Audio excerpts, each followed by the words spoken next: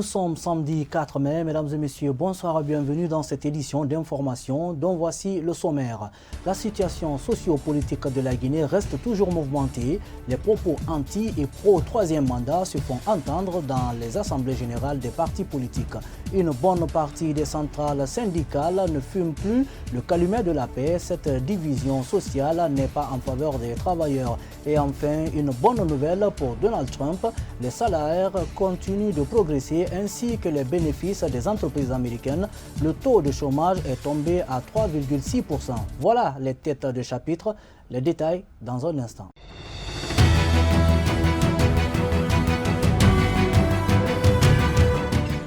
Bonsoir à tous. L'organisation des élections législatives prévues cette année en Guinée, les responsables de la Commission électorale nationale indépendante CENI sont en retraite à Kindia pour définir un chronogramme électoral.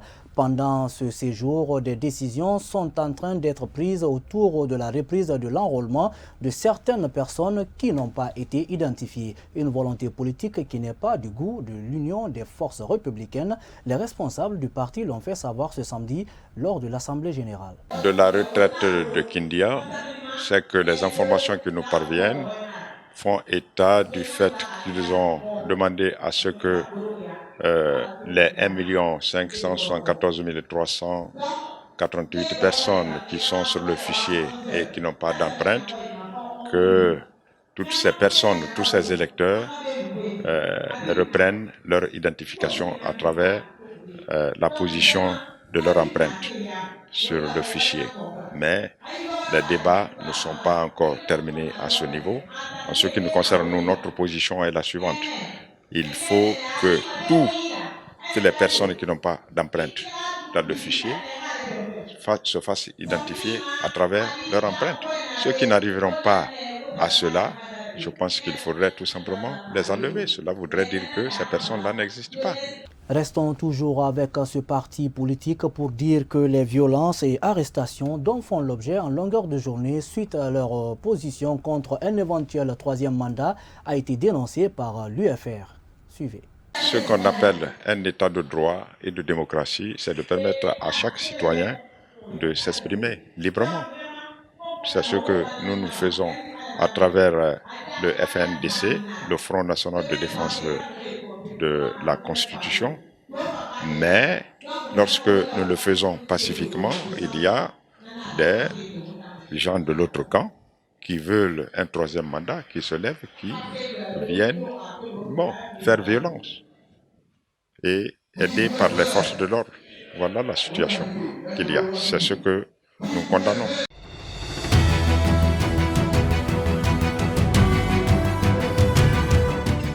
Pendant ce temps, au siège de l'UFDG, honorable Ousmane Gawal Diallo a, au cours de son oral, appelé à la mobilisation en l'an 2020 si jamais le président ne respecte pas le délai légal de la Constitution. En 2020, qu'il le veuille ou non, le président de la République sera Cellou Dalein Diallo. Nous souhaitons que cela se passe dans des élections régulières. Mais s'il n'y avait pas d'élection, il sera quand même installé par un coup de force, quel que soit le prix à payer. N'ayons pas peur des mots. Ceux qui parlent de changement de constitution sont en train de promouvoir les coups d'État. Cette fois-ci, c'est un coup d'État civil. S'ils sont légitimes pour vanter les coups d'État, alors nous sommes légitimes pour appeler les patriotes à opérer un autre coup d'État pour installer les démocrates à la tête de la Guinée. Si les Guinéens décident d'accompagner l'opposition, nous ne retournerons à la maison qu'au seul prix de voir et le chef de l'État et tous les promoteurs de cette violation de la Constitution dans des fourgons, comme les Soudanais ont accompagné leurs tyrans dans les prisons soudanaises. Nous restons toujours dans le cadre des assemblées générales. Cette fois-ci, nous parlons du Parti des démocrates pour l'espoir, PADES, de Dr Ousmane Kaba, qui s'est tenu à son siège à Nongo. La séance a porté sur les événements en début de semaine à Kankan et leur désaccord avec le projet de modification de la Constitution. Thierno Falilou Diallo pour nous en dire plus. La rencontre hebdomadaire du PADES a tourné autour de l'ordre du jour qui était notamment axé sur les nouvelles adhésions, les informations générales, l'éducation civique des militants et les divers. Pour le président de la séance, le pouvoir en place passe par tous les moyens pour intimider l'opinion, chose qu'il ne cautionne plus. Je voudrais revenir sur les événements qui se sont passés à Kankan le mardi passé et hier à Koussa, où nos militants, avec les éléments du front, ont été victimes d'agressions barbares, ont été victimes de violences, ont été victimes d'arbitraire. Notre siège a été agressé. Des loupards sont venus détruire des biens dans notre siège. Pourquoi? Parce que nous nous opposons à toute modification de la Constitution. C'est important. C'est important de résister à ces intimidations, parce que ce sont des intimidations. Autre aspect évoqué lors de cette rencontre, la révision constitutionnelle. Sur la question, le PADES reste intransigeant. On critique aujourd'hui notre Constitution pour justifier sa modification. Oui, mais c'est maintenant qu'on la critique. En 2011, on ne l'a pas critiquée. Quand on prêtait serment sur cette Constitution, on ne l'a pas critiquée. C'est en 2019, au moment où lui reste une seule année pour la fin de son mandat, que, comme l'avait dit le célèbre président de la Cour constitutionnelle, qu'il se laisse embobiner dans des sirènes révisionnistes. Nous disons non au PADES. Nous ne sommes pas prêts à avaliser de tels actes et de tels comportements. Pour les responsables de cette formation politique, le combat pour la sauvegarde de la Constitution est enclenché, ce qui d'ailleurs a été à l'origine des troubles constatés récemment en Haute-Guinée.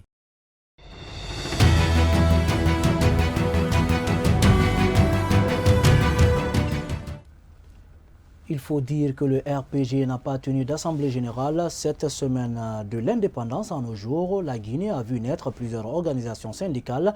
Tous les secteurs d'activité ont connu cette évolution, mais avec les oppositions entre les centrales syndicales, ce bicéphalisme reste réel. Elle s'est illustrée le 1er mai dernier, le jour de la fête du travail. Aliou Diallo pour ce commentaire. Défendre les intérêts des travailleurs, c'est la première mission du syndicat. La Guinée qui a connu des moments de gloire dans le syndicalisme n'a plus l'image d'antan. Cette belle époque a même donné la voix à l'indépendance et c'est du secteur syndical que le premier président de la Guinée indépendante est venu. Aujourd'hui, des facteurs de division ne donnent plus le goût d'œuvrer ou d'appartenir à une organisation syndicale. La pluralité syndicale qui devrait être un atout amène de nos jours chaque entité sociale de ne défendre que ses propres intérêts. Dans les discours, les faits et gestes des différentes centrales syndicales laissent installer des esprits de revanche de chacun contre tous ou de tous contre chacun. L'exemple le plus éloquent est ce qui s'est déroulé au Palais du Peuple le 1er mai dernier. Cette journée qui est un moment de communion, de joie pour tout travailleur, a connu des affrontements. Le sang humain a coulé. Peut-on dire que l'énigme intérêt des personnes a laissé entrevoir l'animosité? La haine, doublée d'orgueil, a-t-elle pris le devant? Ces questions conduisent à une profonde réflexion sur le syndicalisme dans notre pays. Bien avant, l'on a toujours assisté dans ces derniers temps le bicéphalisme au sein des structures syndicales du même bord. À ce niveau, le syndicat libre des enseignants et chercheurs de Guinée, SLEG, est la copie conforme. L'Union syndicale des travailleurs de Guinée, USTG, en est aussi une parfaite illustration. Au centre de tout cela se trouvent les travailleurs. S'il y a un espoir pour un travail décent, il reste minime au vu des réalités du moment pour un syndicat valable et apte pour mieux défendre l'intérêt des travailleurs. En fait de société, dans cette édition d'information, à quelques jours du mois saint de Ramadan, le prix des articles, comme toutes les années d'ailleurs, sont à la hausse. Quelques citoyens rencontrés se plaignent de cet état de fait. Le point avec Mariamba. À 72 heures du mois saint de Ramadan, le constat relève que le prix des denrées alimentaires sont à la hausse dans les marchés. Une situation qui inquiète les responsables de famille. Il y a assez de difficultés, mais nous prions le bon Dieu de nous donner la force de jeûner. Aux vendeurs aussi, de faire de leur mieux, parce que les articles sont extrêmement chers. D'autres n'ont même pas quoi manger.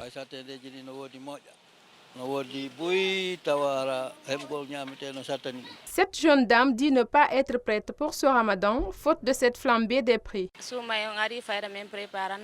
Le ramadan est arrivé et nous ne sommes vraiment pas prêts parce que tout est cher au marché. Au mois de ramadan, on mange beaucoup plus que d'habitude. Et si tu n'as rien, tu fais comment?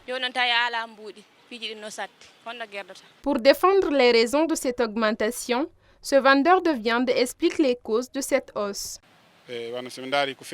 L'année dernière, à l'approche du Ramadan, le prix était bas, mais cette année, elle a sérieusement augmenté. Par exemple, c'est le cas de la viande. Nous sommes en saison sèche et c'est difficile d'en avoir. Et pourtant, en cette période, la demande augmente. Le kilo qu'on revendait à 40 000, ils ont rajouté 1 000 francs. Et cela coïncide au Ramadan. Donc c'est une grande difficulté pour nous, parce qu'il est difficile d'en avoir. Cette situation ne crée pas de bonnes conditions aux musulmans pour passer un bon ramadan.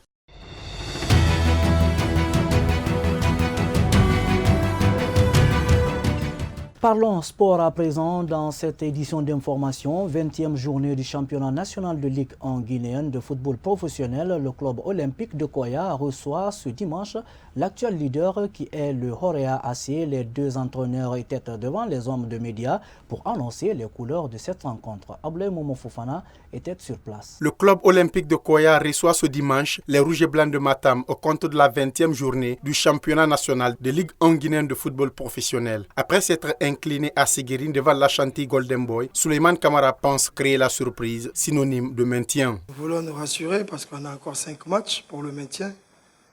Alors il faut juste avoir 30 points. Et si on gagne demain, on aura 30 points. Comme ça, on est rassuré pour le maintien. On ne va pas se limiter là. Moi, j'ai jamais évité le dégât contre les adversaires.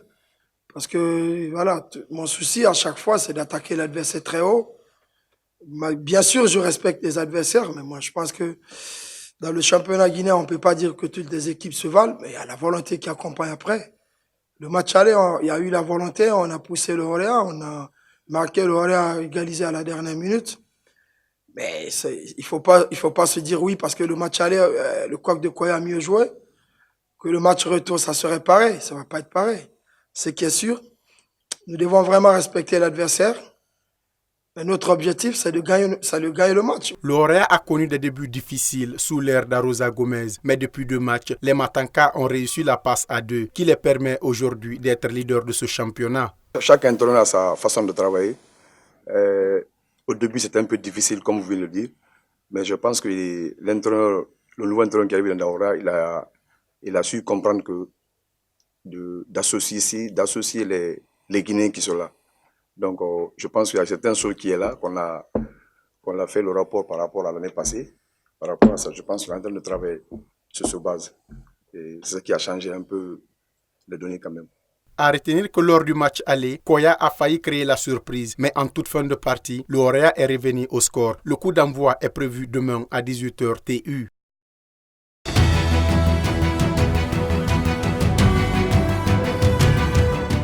Sur le continent, ce ne sera a priori qu'une formalité. Au Sénégal, le projet de loi visant à supprimer le poste de Premier ministre a été examiné par les députés ce samedi 4 mai. La Constitution sera ensuite modifiée. Il s'agit d'une réforme en profondeur de l'État, une réforme menée tambour battant par le président Macky Sall.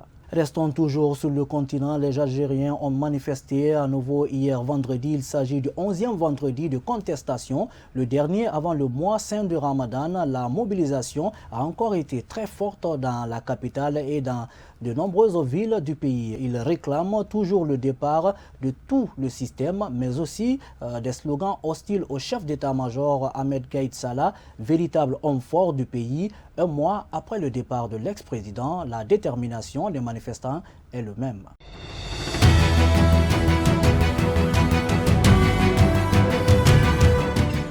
Ailleurs dans le monde, la commémoration de la journée mondiale de la liberté de la presse a été endeuillée ce vendredi par la mort d'un journaliste assassiné dans le sud du Mexique, un pays qui est considéré comme le plus dangereux d'Amérique latine pour exercer le métier de journaliste. Santiago Enrique a été abattu alors qu'il se rendait au studio d'El Cafetal, une radio communautaire qu'il avait fondée au sud de Xaxa. Dans l'émission qu'il animait, il cherchait à promouvoir les droits des indigènes, mais il ne manquait pas non plus de critiquer les gouvernants.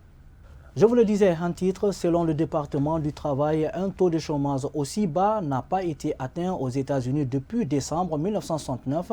Il y a donc près d'un demi-siècle. Au total, 263 000 emplois ont été créés au mois d'avril. C'est 73 000 de plus que ce qui a été prévu pour le troisième mois consécutif.